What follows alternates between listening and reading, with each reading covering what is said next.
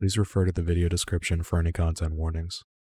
After my ex-husband dropped off our daughter from her weekend stay, I noticed bruises on her back and stomach. I forgot to cover them up. Hopefully he didn't see. "You can leave this room when your sister does," my mother screamed as she locked the door behind her. I turned in horror to the rotting corpse as I finally realized where Lily had been all these months. "Do you have any last words?" the executioner asked me. "You say that every time." I always fall asleep holding my wife's hand. "I'll bury it with the rest of the body when I'm ready." Hands in the air, the officer barked as I sat there on my knees. They weren't nearly as amused as I was when I raised my victim's arms into the air in response. The genie granted me 3 wishes. I wish to visit humanity 1 year into the future. "Rule number 1, I cannot bring back the dead," said the genie. The aliens interviewed every last human to see if we are good and worth saving. Then they asked the animals. "They say a shiver down your spine means that someone's walking over your future burial site." As my husband walks around outside gardening, the shivers won't stop. No child should ever die alone. That's why I decided to let my son invite some friends over. "So you're saying these pills will get rid of Bob, Sarah, Michael, and all my other personalities, right?" I said eagerly. "I'm so sorry, Fred," the therapist replied, "but I already gave them to Michael. The world ending in 2012 wasn't a prophecy, it was a suggestion. We should have listened, but now he's here." "Oh my god, I love cookie dough ice cream," I thought hungrily, digging into the treat.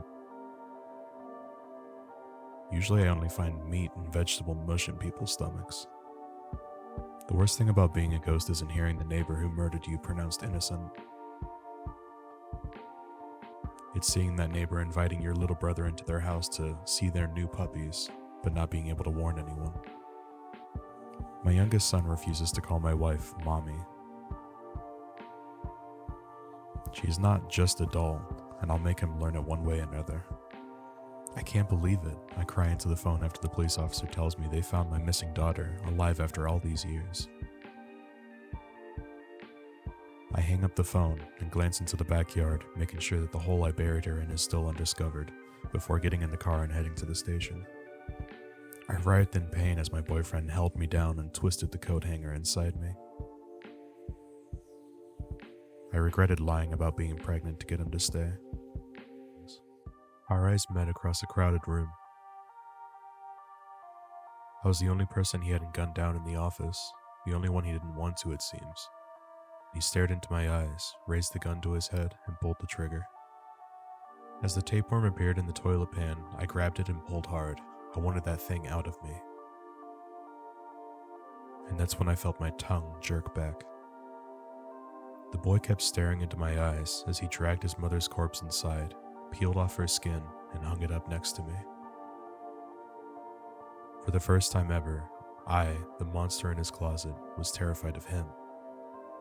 They banged on the locked door, crying and urging him not to commit suicide, how selfish and tragic it would be. He ignored them as he stared straight ahead, aiming the plane towards the snowy mountains. Alice stared at the table in Wonderland, thinking, then hastily gobbled up the cake labeled Eat Me, and washed it down with the potion labeled Drink Me. Her blood-curdling scream was heard all through Wonderland as her skeleton began to grow, but the rest of her body shrank. When I came home, my dead mother's ghost was sitting in her favorite chair. It wasn't the first time I've seen her there, but this time I noticed that she was nodding at me and patting the chair next to her, right before the chest pain started. My baby screamed as the water he was dunked in made his skin burn and peel. "That's never happened before," the priest said, horrified. "I really hate pulling out rusty nails. What kind of person paints their fingernails rust-colored anyways? I hate when my family stands up after every meal. Why won't this poison work?" As I stared into her eyes, my knees were weak and I had butterflies in my stomach. It was then I realized I spiked the wrong drink. My girlfriend always said, "If I die, I will be alive in your mind." I thought she meant as a memory, not as a possession. He liked it when she babied him, but she loved it. One night when he passed out drunk, she used her ice pick to make a few modifications to his brain through his eye sockets, and he became her baby forever.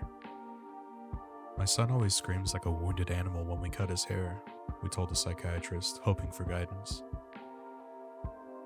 Several tests and doctors later, guilt brings me to my knees when the genetic specialist describes the believed to be a unique condition of live nerve endings in the boy's hair. I don't know what scared me more, whether it was hearing a voice saying "help me" at 4 a.m, or that I recognized it as my own voice and it was coming from the closet. As a child, I always enjoyed putting 2 mirrors next to each other and seeing the endless mirror tunnel that would form. I stopped doing it when I saw the thing climbing through the mirrors towards me. 'Twas the night before Christmas, and all through the house, one creature was stirring, but it was no mouse. It crept up the stairs and went to their beds, and stole their small bodies away from their heads. My birthday wish this past year was to stay 16 forever. You can't age in hell, I told myself as I dug the knife deeper into my chest.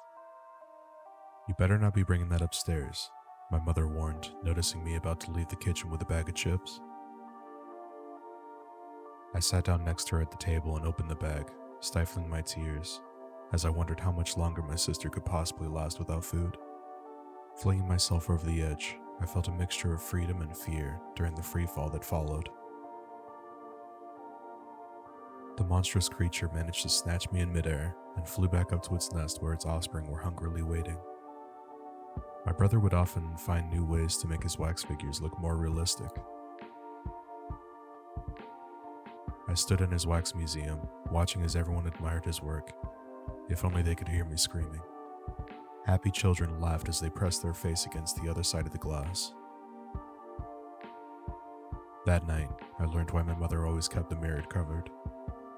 Claire adored her blue-eyed, black-haired little doll so much that she played with her every day, until one day she ripped her head off. Now the doll plays alone. Pizza guy delivered my pizza and said, "Enjoy it, you two." I was just glad I wasn't the only one that saw it. Did you know there's no such thing as a left-handed person? There are your kind, and then there are those of us who escape from the other side of your mirror. My mother cried out in horror as she walked in on me wishing to a genie to give me the same slim, shapely figure as my sister. As I watched my hands and my arms shrivel into a corpse of a murdered refugee, "You're adopted," she wailed. My new therapist promised he could cure me of my fixation with that serial killer who performs autopsies on his live victims.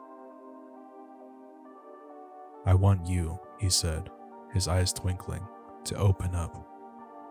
You killed my wife, so I'll make you pay," he said, seething with hatred. Later, a nurse walked into the incubator to check the baby and discovered that it was deathly still, with red finger marks around its neck. The killer was found to be a man with severe mental illness.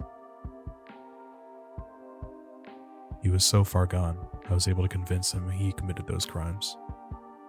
"This is taking forever, just pick one already," my husband griped, tapping his foot impatiently. I stared helplessly at my 2 trembling children as he waved the gun between them, but the words still wouldn't come out. "The woman's strangled body was discovered tonight in her basement by local police," said the reporter on the evening news. Forensic detective on site looked up in horror at the reporter, realizing that he hadn't told the newsman where they had found the body. "So, will you take the red pill or the blue pill this time?" she asked. Bound and gagged, he nodded frantically at the poisonous red pill, but she smiled, popping the Viagra in his mouth, saying, "Nah, let's go another round." I always told my daughter that our dog's fur was like a coat to keep him warm in the winter. I would regret my choice of words as my bloody little girl came to me, scissors in hand, that it was so hot she had taken the coat off.